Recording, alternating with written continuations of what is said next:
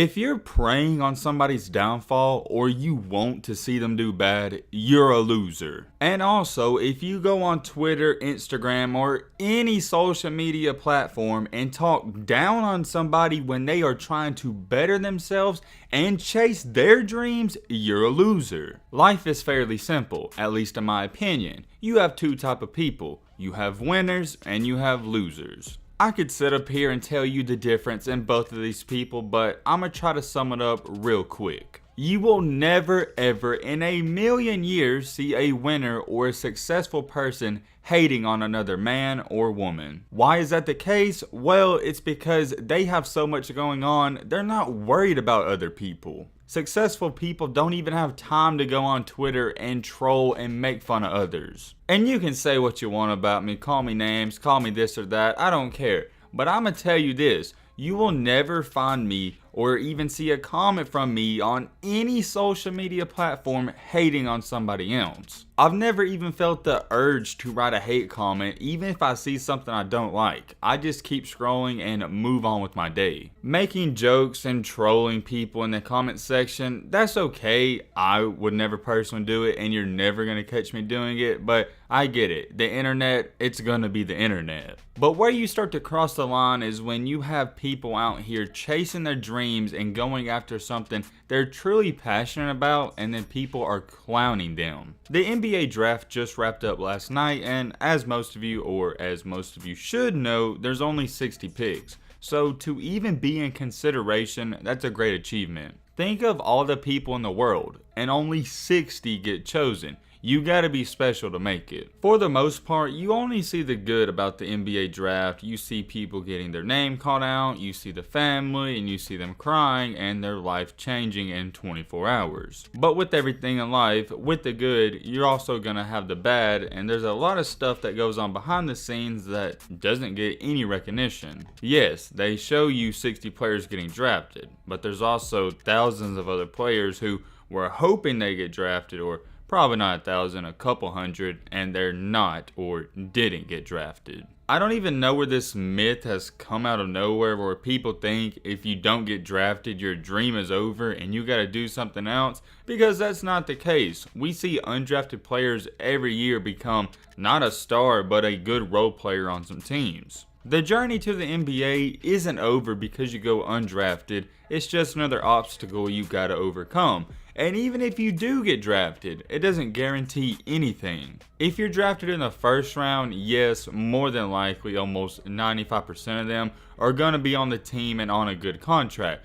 But when you're talking about late in the second round, some of those guys don't even get on the NBA team and they're on the G League team. There was many notable players that were great in college last year that didn't go drafted, and a couple that stick out to me are Javonte Smart, who went to LSU, and Matt McClung, who we all know. Don't worry, I'm not going to spend too much time talking about those guys, but if you knew who they were, you know they can hoop. McClung going undrafted wasn't unexpected. Nobody saw him getting drafted. Most of the mock drafts had him going undrafted, but he did sign a deal with the Lakers, so he may be on that roster in the future. But right there, it's a perfect example. He went undrafted, he didn't hold his head down, and he's already got another opportunity as soon as the draft was over. The only difference is that in the NBA Summer League, and if he does get a shot to play for the team, he's gonna have to prove his worth, whereas if he was drafted in the first round, he'd get a pass. But however, I think it goes without any questions asked, the biggest topic of undrafted players is no other than Kyree Walker. If you were wondering what I was talking about and referring to in my intro statement, it was this Kyree situation we're finna get into. Obviously, I can't sit up here and read all the hate comments I see about Kyree on Twitter, Instagram, and TikTok because it's so many. If you want to check them out for yourself, feel free to do so. You can go anywhere on social media and see them. Before I even speak on Kyree's situation, I want to make this clear. If you've wrote a hate comment on any of his posts or anything like that or talk down on him at all, you're a loser and you are a sick individual. Especially, and I mean especially after last night.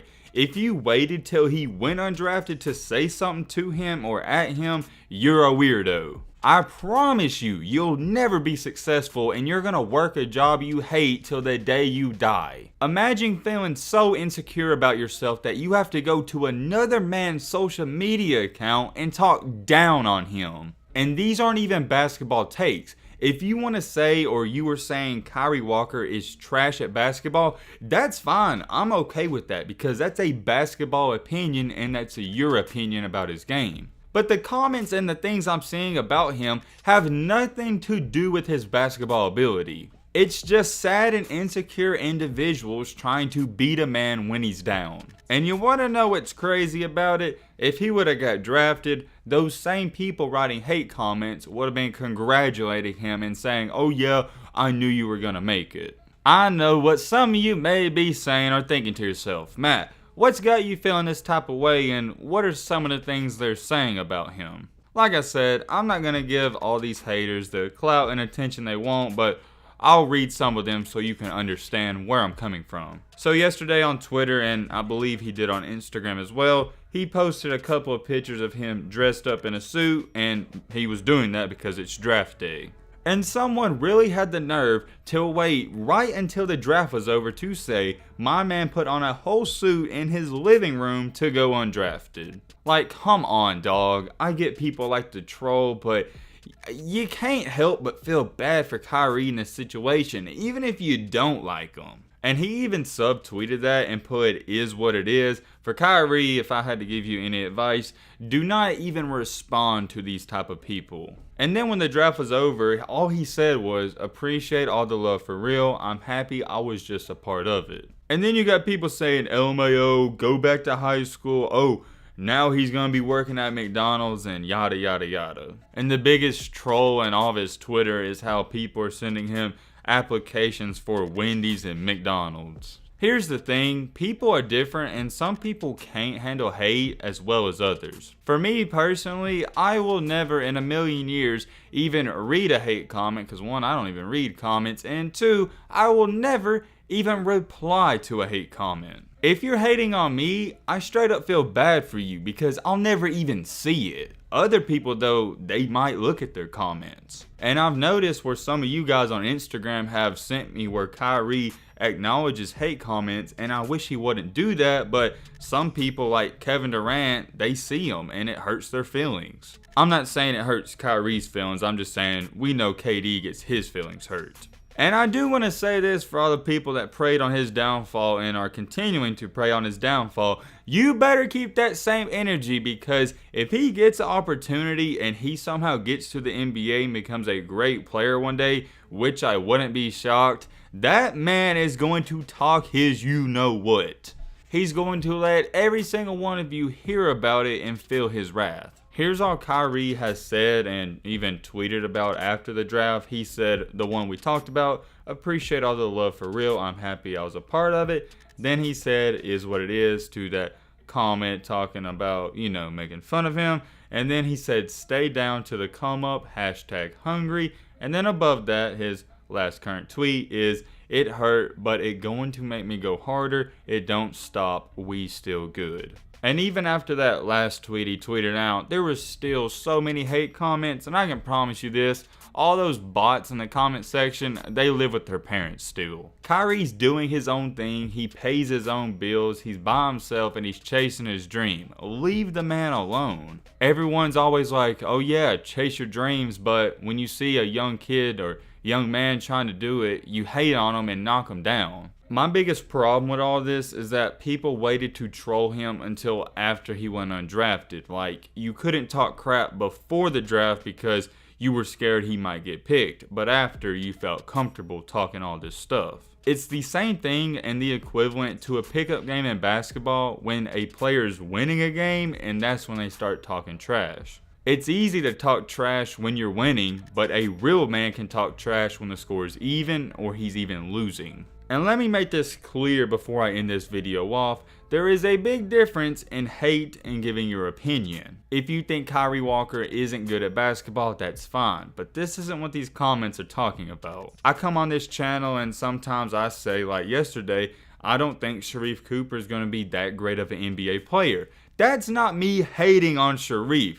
That's my basketball opinion on the dude. I like Sharif as a person, but it doesn't mean I have to think he's going to be a great basketball player. That's not hate. When it starts to become hate and weirdo activity is when you bring up their personal life and start taking personal shots. As long as you're keeping it strictly basketball and basketball only, that's fine. As for what is next for Kyree Walker, I don't know. I looked today before this video and I didn't see any reports of him even signing with a team on an undrafted contract. I'm sure he'll try to do something with the NBA. I don't think he's going to go overseas just yet, and more than likely he'll play in the NBA Summer League. I'm wishing him the best of luck, just like always, and I've been wishing him the best of luck.